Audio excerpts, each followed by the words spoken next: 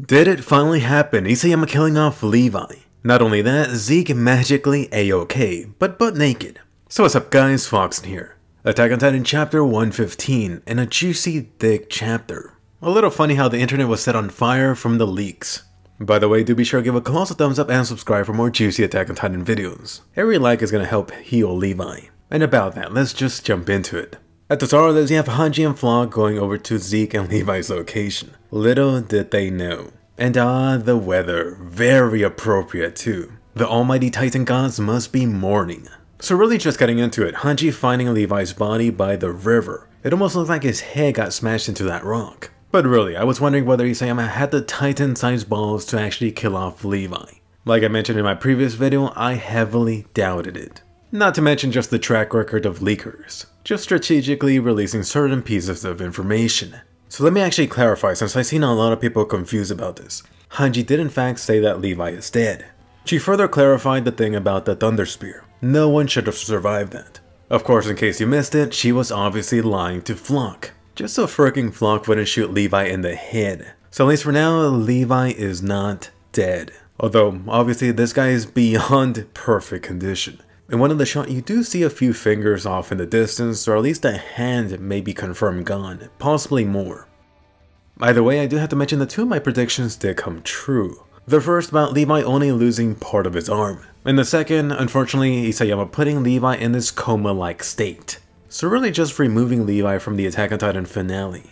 Although do take a look at this shot of Levi. He has this obvious scar going down his face. So let me know how you feel about this. Isayama is definitely too cautious to kill off the Attack on Titan moneymaker. Now with this, you have a new scarred up Levi figure coming, complete with a new arm blade, maybe. To be honest, part of me really doesn't like what Isayama pulled off here. Oh, Levi is too overpowered? Let's just pull some obvious stuff to depower him. Or in this case, pull out Levi from the final Attack on Titan match without actually killing him.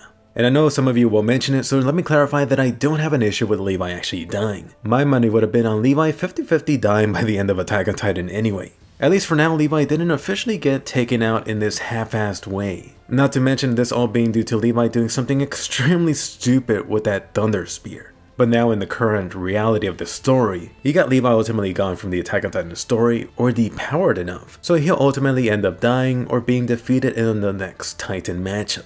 So once again, I'm really just feeling mixed about how the situation played out, although leaning towards it being negative. I guess you don't have a choice but to wait to see how the events play out. Maybe it'll work. So really quickly, just post down below, how do you feel about Levi's situation, and especially about Isayama putting Levi into this state? Should Isayama have just killed off Levi?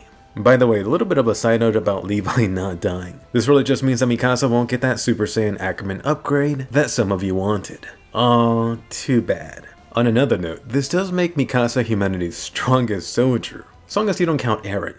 Alright, so now switching it up, let's talk about the Zeke aftermath. I spy with my little eye something that's gonna be massively censored in Attack on Titan Season 4. Oh no, the Stallions family has been penetrated hard by that explosion. And doesn't the Zeke shot seem awfully familiar? Really reminded me of Zachary being sent flying from a few chapters ago.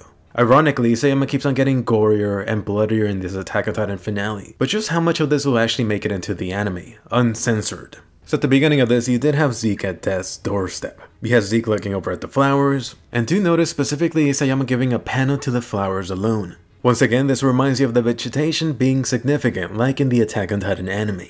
So before getting into the weird Zeke Titan resurrection, let's talk about the flashback. So some secret from the Beast Titan Tom. Oh, Titan memories not shared with Marley. I was just wondering what could this guy be hiding?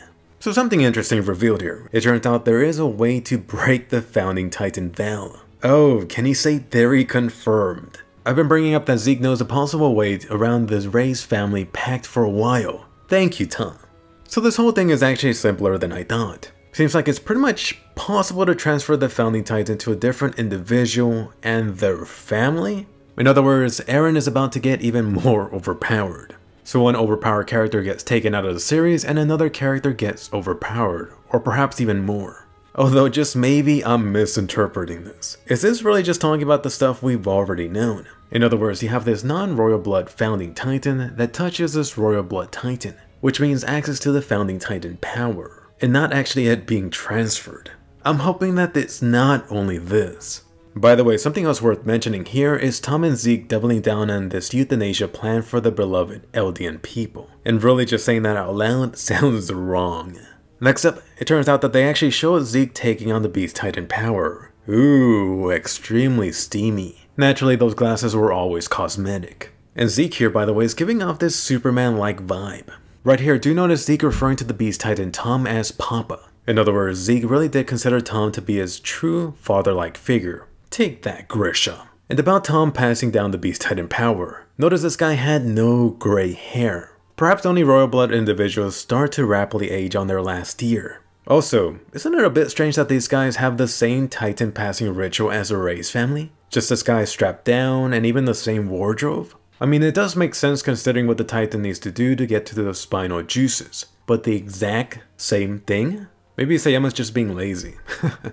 Next up, the Beast Titan in battle. Really just seeing Zeke early on weaponizing that devastating throw of his, alongside his initial Yelena meeting, also known as the day that Yelena became a furry. Something highlighted here was Marley just abusing the Titan powers to take over other countries, just like the